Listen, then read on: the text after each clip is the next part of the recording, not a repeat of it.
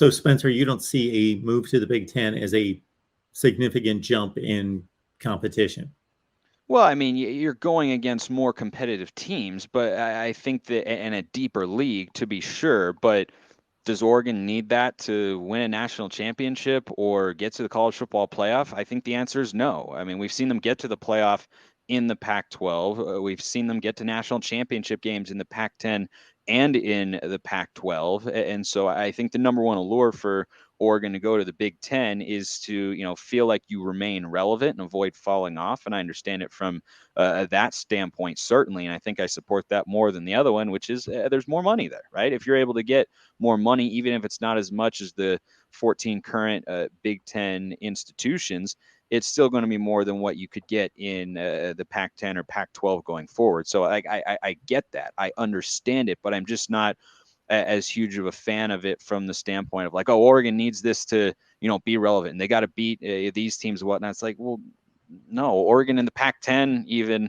with USC and UCLA gone, can still get into the top 25, beat a quality non-conference opponent, and win a bunch of games to get into the college football playoff discussion. So I don't think Oregon's brand as a football team or program, as we call it now, with Dan Lanning, is going to be majorly elevated by going to the Big Ten. I think you can avoid maybe a slight downfall. And that's probably too big of a word that you might experience in a Pac-10 without USC and UCLA, because I think from a football perspective, the perception of the conference is going to get worse more than the conference is actually going to be weaker than it was before. I mean, look at USC and UCLA over the last decade or so. The Bruins have struggled to put together winning seasons. I don't think they've had two in a row in like 7 or 8 years, and USC has been way up and down, and they just went 4-8. And Oregon was in the college football playoff discussion with USC going 4-8. So I don't feel like they need either of those schools to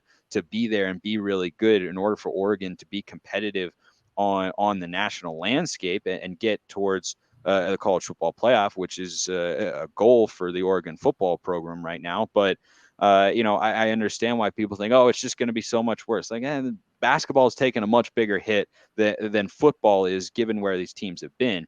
And I was excited about the prospect of USC being resurgent, because it would make West Coast football more relevant again. And that, is still going to be the case, but that used to be in the Pac-12, and now it's going to be part of the Big Ten. And I enjoy big USC and Oregon matchups because it's fun. And I like big time college football games that mean something in addition to the regional component that's there. But at the same time, I don't think that it was needed, or any of this is needed per se, for Oregon to get to the level where I want them to go as a fan.